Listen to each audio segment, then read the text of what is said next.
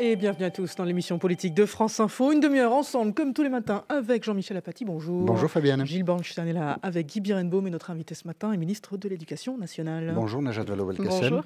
Vous publiez un livre aux éditions Grasset, La vie a plus d'imagination que toi. Vous racontez avec pudeur votre enfance au Maroc. Vous avez quitté le Maroc à 5 ans. Avec votre mère et votre sœur, vous êtes venus en France pour rejoindre votre père et qui y travaillait.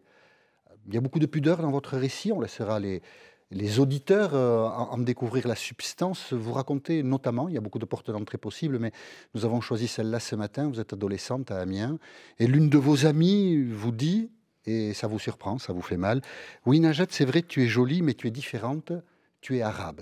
Est-ce que vous avez le sentiment qu'aujourd'hui encore, on vous regarde comme ça, comme une arabe?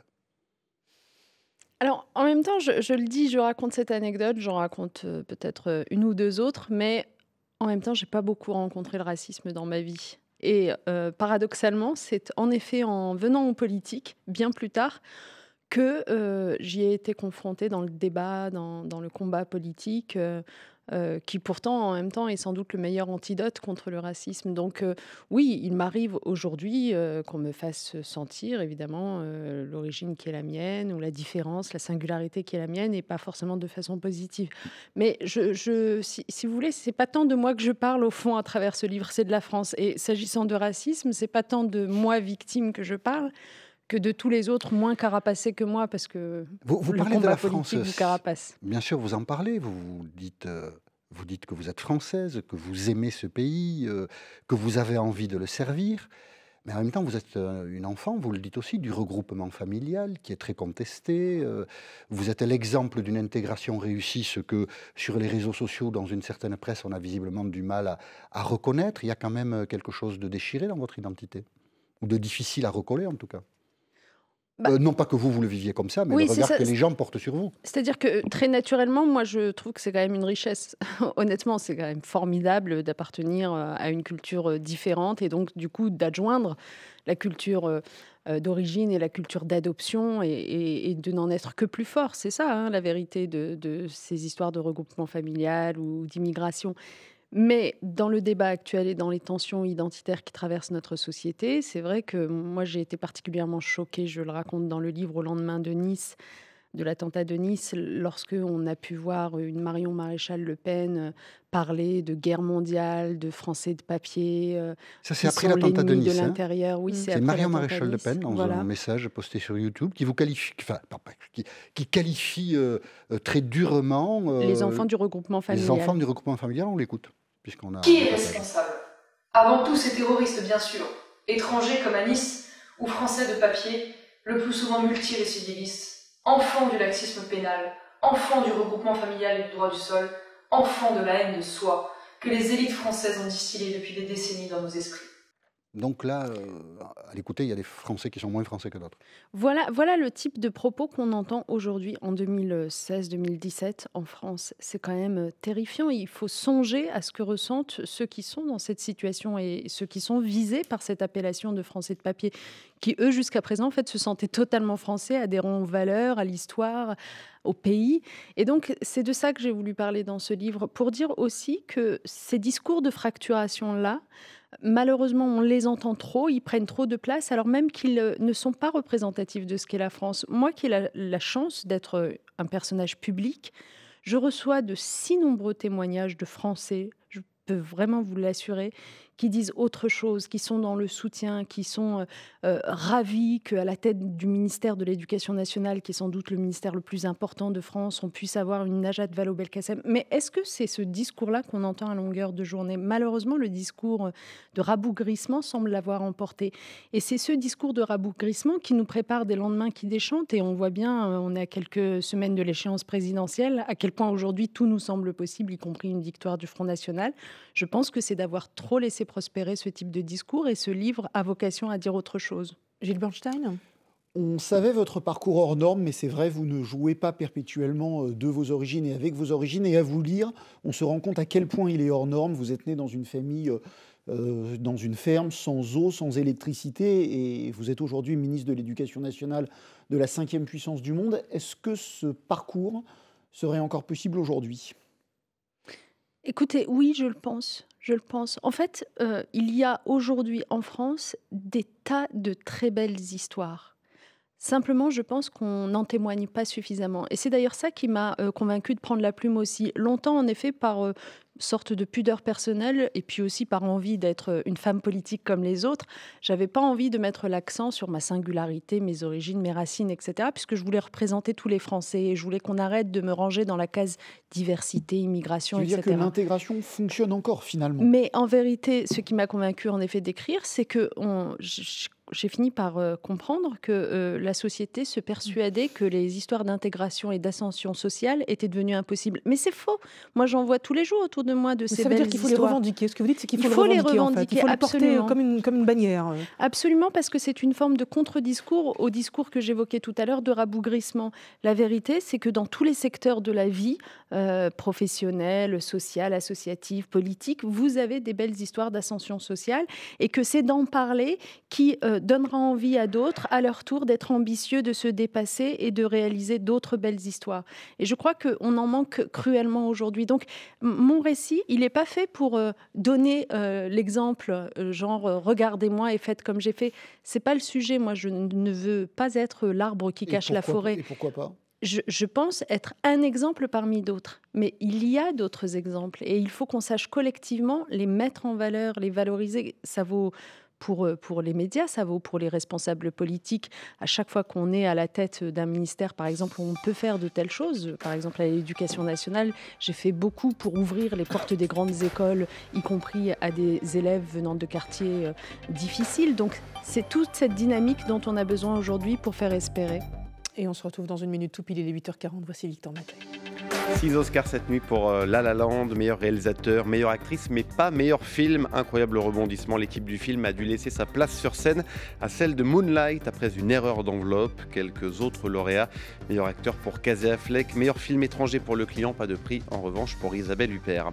Les juges Emmanuel Macron et l'immigration, là ce n'est pas du cinéma, mais les principales cibles de Marine Le Pen hier en meeting à Nantes, la candidate du Front National menacée par de nombreuses affaires judiciaires. Benoît Hamon considère que sa place est au centre de la gauche. Le candidat du PS sur France Inter ce matin confirme qu'il n'y aura pas d'alliance pour la présidentielle avec Jean-Luc Mélenchon. Tout près de Nantes, à Orvaux, l'enquête continue. Mystère autour de la disparition depuis le 16 février de 2 parents et de leurs enfants. Des traces de sang appartenant à cette famille ont été retrouvées dans leur maison. Et puis 5 buteurs différents comme les 5 doigts de la main pour une claque infligée à l'OM. Le PSG écrase Marseille 5-1 et reprend la 2e place de la Ligue 1 de football. France Info. Et c'est Najat Vallaud-Belkacem qui est avec nous ce matin dans l'émission politique sur France Info. Question Guy Birenbaum. J'étais un peu stupéfait par un passage de votre livre qui est page 63 où vous expliquez qu'en gros, on vous a tellement reproché votre double allégeance sur les réseaux sociaux, c'est-à-dire le fait que vous soyez marocaine et française, et ben que voilà, ce reproche fait que vous n'allez pas au Maroc, vous ne voulez pas y aller, vous n'allez pas y emmener vos enfants. Vous dites que, en tant que ministre et au vu des confusions actuelles, des tensions identitaires liées à l'islam, liées à mon histoire, ma place est pleinement en France. C'est seulement plus tard que vous leur ferez découvrir leurs racines. C'est fou. C'est une concession à l'esprit du temps, écrivez-vous. Oui, parce qu'il faut prendre conscience d'abord de la lourdeur de cette suspicion permanente qui pèse sur mes épaules. Je crois qu'on n'en a pas forcément conscience quand on est extérieur. Et fort heureusement, cette suspicion, elle se traduit moins en presse papier. C'est pas le fait de la presse, c'est plus le fait de réseaux sociaux, mais sur lesquels s'expriment des gens. Des vrais gens d'une certaine façon. Et, il y a aussi de la presse C'est des papier. vrais gens ou c'est la fachosphère? C'est la fachosphère, mais qui impacte la fachosphère. Vous n'imaginez pas à quel point, c'est d'ailleurs mon immense inquiétude, la fachosphère impacte les gens. C'est-à-dire que moi, je vais vous raconter une anecdote. Un jour, je me suis retrouvée, c'était l'été dernier, dans le sud-ouest de la France, un coin que j'adore, en vacances, en train de participer à un déjeuner banquet avec plein de gens différents, absolument charmants. Les gens sont charmants dans le sud-ouest. Et une dame d'un certain âge en face de moi, je ne dis pas ça pour Jean-Michel Apathy, mais c'est vrai, je le Non, pense. mais je le confirmais mentalement. Et une dame d'un certain âge, en plus d'un certain âge, les détails comptent, en face de moi, vraiment très gentille depuis le début, qui plutôt me complimente, etc. Au bout d'un moment, dans le repas, me dit « Par contre, il y a une chose que je ne comprends pas que vous faites à la tête du ministère de l'Éducation nationale. » Je dis « Ah bon, quoi ?» Elle me dit « Pourquoi vous voulez imposer l'arabe obligatoire en CP à tous nos enfants ?» Je vous assure, je suis devenue livide. Je lui ai dit, mais madame, c'est faux. Mais où avez-vous trouvé cette information? Parce que fort heureusement, pour une fois, cette information n'avait pas été reprise par la presse. C'était une information qui circulait par la fachosphère sur le web. Et elle m'a dit, j'ai reçu des tas de mailing, de mails envoyés à plusieurs mailing lists, etc., sur Internet. Puis je l'ai lu tellement souvent que j'ai fini par penser que c'était évidemment vrai. Donc voilà, donc il y a cette suspicion permanente qui pèse sur moi. Et puis parfois, c'est vrai, vous avez cité des journaux, Valeurs Actuelles et d'autres qui jouent on aussi l'avait pas beaucoup dit encore, là-dessus. mais c'est vous qui venez de le dire. Le titre, c'est vous qui l'avez cité. c'est Il y avait un dans titre ma qui était tête. l'ayatollah. Voilà, des journaux qui laissent croire que finalement l'intérêt que je poursuis n'est pas l'intérêt national, n'est pas l'intérêt du pays, bien sûr, puisque je suis de double nationalité. Et tout ça est extrêmement dangereux. Donc c'est vrai que par prudence, et puis aussi par manque de disponibilité, je vais vous dire comme ministre, j'attendrai de ne plus être ministre pour pouvoir emmener mes enfants découvrir ce pays qui est mon pays de racines et d'origine. On va donc renvoyer les auditeurs et les téléspectateurs à votre livre, La vie a plus d'imagination que toi, chez Grasset. Nous allons peut-être parler maintenant de la campagne présidentielle. Vous avez dit hier, ça a un peu étonné, c'est le journal Le Parisien qui a recueilli votre interview, que la vie serait plus simple s'il n'y avait pas la vie politique, la campagne présidentielle serait plus simple si Emmanuel Macron n'existait pas. Les choses seraient plus simples sans Emmanuel Macron. C'est votre phrase exacte. Oui, enfin, il faut bien la replacer dans le cadre de mon développement. Mon développement, c'est que, au fond, la comparaison était faite entre la campagne présidentielle de 2007 et celle d'aujourd'hui, à gauche. Et je disais, d'abord, c'est très rare qu'un candidat à gauche fasse totalement l'unanimité, y compris au sein de ses propres troupes socialistes. Rappelez-vous, notamment 2007, mais même 2012, il y avait aussi des mécontents.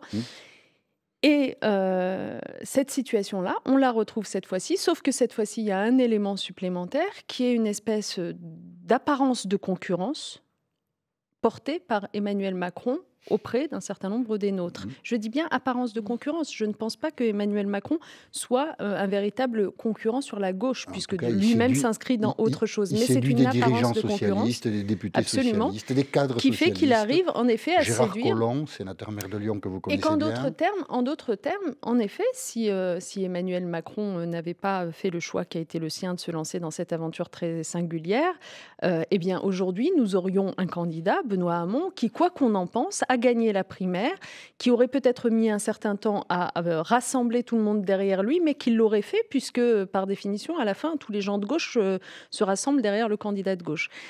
Donc c'est vrai que ça complique la vie, mais ce n'est pas une raison pour considérer que les jeux sont faits. C'est absolument pas mon cas, soyons clairs. C'est une phrase curieuse.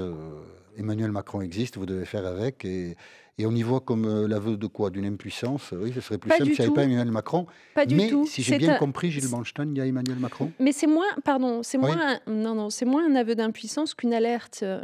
C'est un signal d'alarme qui est tiré pour dire à mes camarades que aujourd'hui, si on veut que la gauche continue à exister, qu'elle soit une gauche de poids, une gauche susceptible de gouverner, eh bien, il faut évidemment la défendre maintenant. Que c'est pas maintenant que le bateau tangue qu'il faut le quitter. Que si on rejoint une aventure dans laquelle gauche et droite sont brouillées dans une espèce de choses improbables, la gauche va s'assécher dans cette espèce d'improbable alliance, qu'il n'y aura plus les valeurs auxquelles on croit et qu'on défendait en les hiérarchisant, en faisant des priorités, parce qu'il faudra composer avec cet attelage curieux qui est fait de gens de droite, qui est fait d'Alain Minc, qui est Gilles fait... Voilà. Mais Daniel Cohn-Bendit vous dit que cet alliage en question est peut-être celui qui peut vous éviter d'avoir Marine Le Pen ou d'avoir à choisir entre Marine Le Pen et François Fillon. On l'écoute, c'était hier sur France Inter.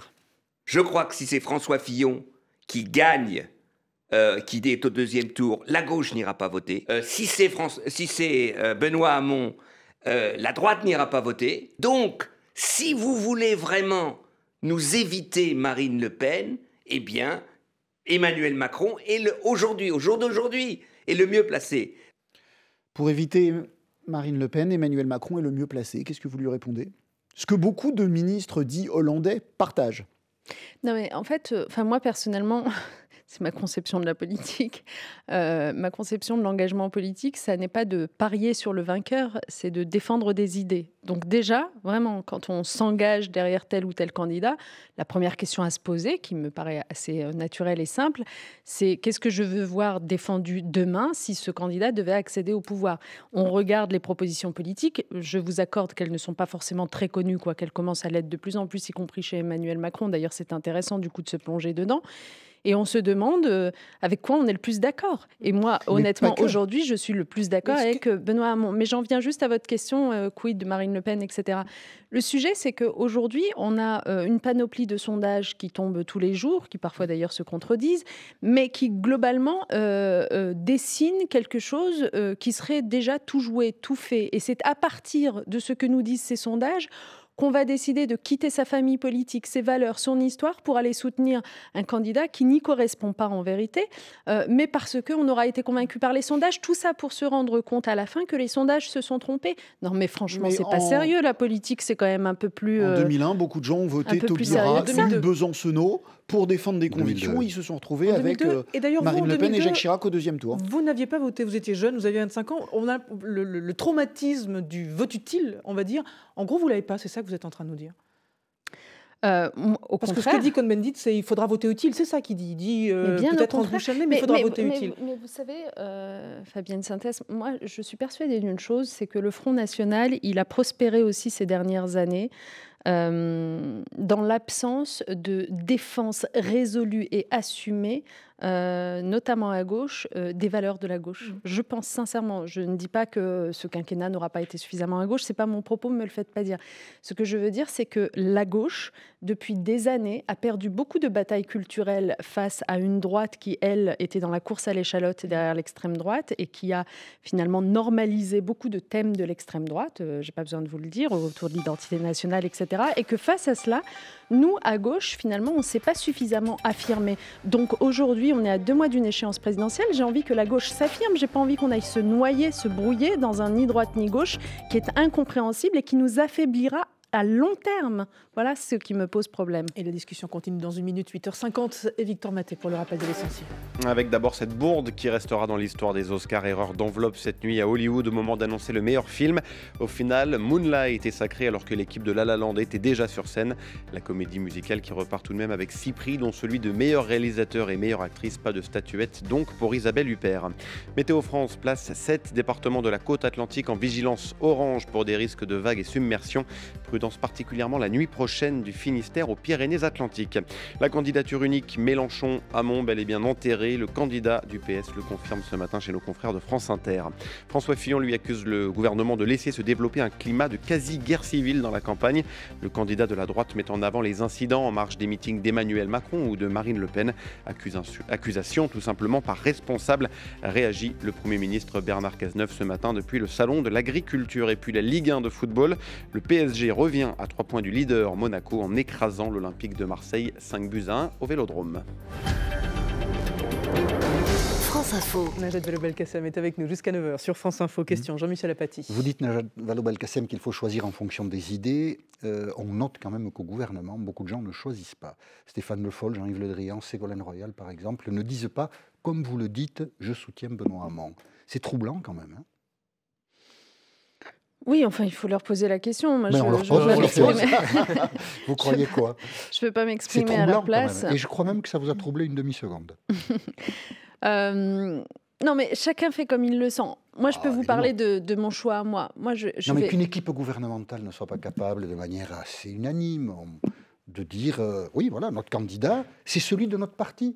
Quand même troublant. Oui, enfin, vous aurez remarqué, un observateur aguerri, qu'il n'y avait pas non plus d'unanimité au moment de la primaire, pour ce qui était du soutien au candidat de la primaire. Donc, bon, c'est ainsi. Moi, j'estime que au-delà de notre personne, voilà ce qui m'importe, au-delà de notre personne, ce qui fait qu'on est ce qu'on est aujourd'hui, ministre, parlementaire, élu local, socialiste, c'est qu'on a été porté par un parti, une famille politique, des valeurs, une histoire, un héritage, des militants qui nous ont amenés à être aussi là où on est.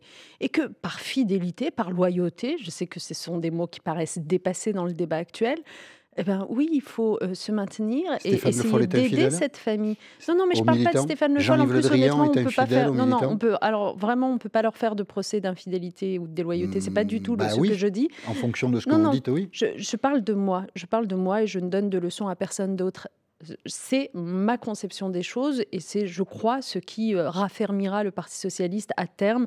Et donc, c'est évidemment le conseil que je donne aux militants ou aux élus locaux qui peuvent m'interroger sur ce qu'il y a à faire. Aujourd'hui, je pense qu'il faut réarmer le Parti socialiste. Et réarmer le Parti socialiste, c'est accompagner le candidat qui est sorti quand même assez largement vainqueur de la primaire et qui, par ailleurs, a su trouver un écho chez les Français. C'est pas comme si, vous voyez, encore une fois, les jeux ne sont pas faits. Message à destination de vos collègues ministres qui ne soutiennent pas encore Benoît Hamon. Benoît Hamon, justement invité du journal de TF1 hier soir, et qui a confirmé ce que l'on savait, la gauche sera divisée dans cette élection présidentielle. On écoute Benoît Hamon. Je l'ai vu, il m'a confirmé ce que je savais, c'est qu'il sera candidat. Dont acte, la situation est maintenant claire. Donc et pas c'est pour ça d'alliance. que moi maintenant je me tourne vers les Français. Et je me tourne vers les Français, tous les Français de gauche. Donc il évoquait Jean-Luc Mélenchon, qui sera candidat, on n'en doutait pas, mais c'est une confirmation. La gauche est divisée, c'est un problème? Écoutez, moi je pense que Benoît Hamon a eu raison de faire les efforts et de consacrer l'énergie qu'il a consacrée à chercher l'union de la gauche. D'ailleurs, il a réussi avec Yannick Jadot, c'est très bien, c'est un bon point. Avec Mélenchon, certes, Mélenchon ne se retire pas, mais je suis persuadée que la stratégie de Benoît Hamon sera payante dans le sens où un certain nombre d'électeurs de Mélenchon vont finir par venir voter Benoît Hamon. Parce qu'il y a beaucoup au premier d'électeurs. tour, vous le pensez? Oui, quelque chose me dit qu'il y a quand même beaucoup d'électeurs chez Mélenchon qui sont désireux d'une union de la gauche, Donc voilà, ça aura des effets vertueux, quoi qu'il en soit. Je ne dis pas l'intégralité du vote Mélenchon, mais il y en aura. Peut permettre à Benoît Hamon d'être qualifié pour le second tour, que des électeurs de Jean-Luc Mélenchon le rejoignent au premier. Bien sûr, d'abord parce que ça fait des électeurs en plus, mais c'est surtout ce rassemblement à gauche, c'était la condition préalable, si vous voulez, ensuite à un rassemblement plus large. Il faut toujours rassembler sa famille avant d'aller chercher plus loin. Par ailleurs, contrairement à ce qui est dit parfois, ce rassemblement à gauche ne s'est pas fait contre ou en excluant un rassemblement de sa propre famille politique, et notamment de ceux qui ont voté pour Manuel Valls, puisque en parallèle de ces démarches, Benoît Hamon a également ouvert un conseil politique très large. Ils sont bienvenus, tous ceux qui veulent y participer. Donc il y a quand même un organigramme de campagne qui prend en compte différentes sensibilités courantes du Parti socialiste. Voilà, je pense qu'aujourd'hui, en effet, c'est le début d'une autre campagne qui commence avec une capacité à se projeter vers les Français et à les convaincre le plus largement possible. Gilles Branstein. Alors, campagne avec quelques incidents à Nantes hier en marge d'un meeting du Front National. Et j'ai devant les yeux un communiqué de François Fillon. J'accuse le Premier ministre et le gouvernement de ne pas assurer un exercice serein de la démocratie. Ils portent une très lourde responsabilité en laissant se développer un climat de quasi-guerre civile dans le pays. Qu'en pensez-vous, Najat Vallaud-Belkacem ? Écoutez, moi je pense que François Fillon cherche tous les moyens possibles de détourner l'attention de ses turpitudes et on peut le comprendre. C'est vrai qu'il n'est pas dans une très belle passe et que aujourd'hui il est devenu totalement inaudible. Il lui est devenu impossible de parler du fond de son programme parce qu'il y a toujours cette suspicion de malhonnêteté qui lui pèse dessus. Donc son nouveau cheval de bataille... Les incidents de samedi, quand même, sont... Ah, mais qu'il y ait des incidents, qu'il y ait de la violence, je suis la première à les condamner totalement, soyons clairs. Voilà. Maintenant, prétendre ou laisser entendre que ce serait la faute du gouvernement ou que ce serait même piloté par le gouvernement, allez savoir... Après le coup d'État institutionnel dans lequel le gouvernement a fait en sorte qu'il embauche sa femme sans doute en emploi fictif pendant des années et des années. Enfin, arrêtons, quoi. C'est n'importe quoi tout ça. C'est vraiment n'importe quoi. Il faut prendre les Français pour ce qu'ils sont, c'est-à-dire des gens intelligents. Guy Birenbaum. Vous évoquez dans le livre, pour y revenir un instant, la question de la colonisation et de la décolonisation. Vous parlez, page 98, il faudrait enseigner à nos enfants qu'on a décolonisé, mais surtout pas qu'on a colonisé. Les propos d'Emmanuel Macron sur la colonisation, crime contre l'humanité, qu'est-ce qu'il vous inspire ? Mais ce qui est reproché à Emmanuel Macron dans cette phrase qu'il a tenue à Alger, c'est pas tant ce qu'il a dit, Si. Bah, si. Non, excusez-moi. Colonisation, crime contre l'humanité ou Voilà, pas c'est ce qu'il a dit. Donc, ça n'est pas tant ce qu'il a dit, parce que sur ce propos, Ça vous allez décidez de trouver... ce qui a choqué. alors. Vous allez trouver Moi, des c'est ce qui écoles m'a de choqué, pensée. par Vous allez exemple. trouver des écoles de pensée, des historiens, je parle, qui vont vous dire mais vous- oui, non. Ce qui lui est reproché, ce que je lui reproche moi, c'est que ce qu'il dit à ce moment-là à Alger est en contradiction totale avec ce qu'il disait 15 jours plus tôt dans les colonnes du Point en France. Il le disait au mois de Où il novembre. disait, mais il ne faut pas l'oublier, des Colonisation, aspects crime contre positifs dans la l'humanité ou pas pour vous colonisation. Pour vous, colonisation, crime contre l'humanité ou pas? Mais la colonisation n'aurait pas dû avoir lieu. Voilà ce que moi j'en pense. Crime contre l'humanité n'aurait ou pas pas dû avoir lieu. Je n'emploierai pas ce terme-là parce qu'en D'accord. plus, ça résonne de façon désagréable à mes oreilles parce que j'ai l'impression qu'on joue sur la concurrence des mémoires. Et je pense que vous comprenez très bien de quoi je parle. Une dernière Donc, question. point. Et Voilà. ce qu'on lui reproche, c'est de rapidement. ne pas tenir les mêmes propos. Ça vaut sur lui la reproche colonisation, beaucoup de choses. ça vaut D'accord. sur beaucoup d'autres sujets. Je pense que quand on croit vraiment en quelque chose, on est capable normalement de tenir les mêmes propos à Paris qu'à Alger. Voilà. Ah bah, Trop tard pour la dernière question, je vous la poserai une la autre fois. elle était bonne. Hein. C'était quoi Merci, Najat, d'avoir la question. Et à demain, merci à tous.